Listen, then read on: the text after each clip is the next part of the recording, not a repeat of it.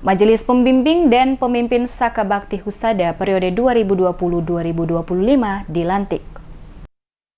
Ketua Kuarcap Pramuka Kota Ambon melantik Majelis Pembimbing dan Pemimpin Saka Bakti Husada Dinas Kesehatan Kota Ambon masa bakti 2020-2025 di kantor Kecamatan Sirimau, Karangpanjang, Kota Ambon. Ketua Kuarcap yang juga sebagai Sekretaris Daerah Kota Ambon, Age Latuheru, dalam sambutannya setelah mengambil sumpah jabatan pembimbing dan pemimpin Saka Bakti Husada yang berlangsung di kantor Kecamatan Sirimau Sabtu 7 November menjelaskan, pelantikan yang dilakukan ini bukan saja sekedar dilantik tetapi harus mengetahui pokok tugas dan fungsi baik majelis pembimbing dan pimpinan Saka yang harus dikerjakan ke depannya.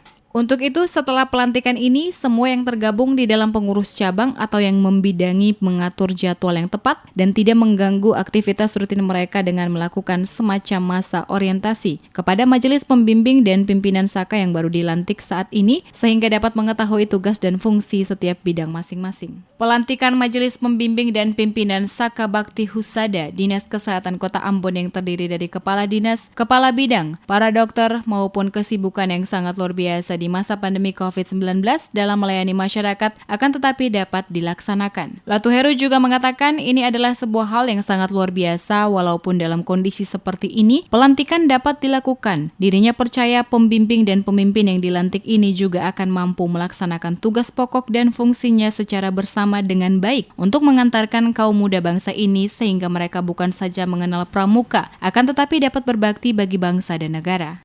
Saya berharap sungguh kakak-kakak yang tergabung di dalam pengurus cabang atau kakak-kakak andalan cabang yang membidangi nanti bisa atur sama-sama.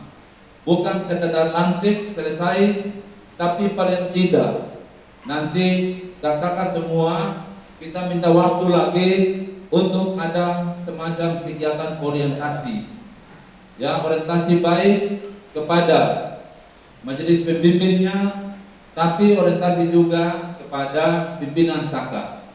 Apa artinya kalau kita lantik, lalu kakak-kakak sekalian cuma tahu bahwa kita sudah lantik.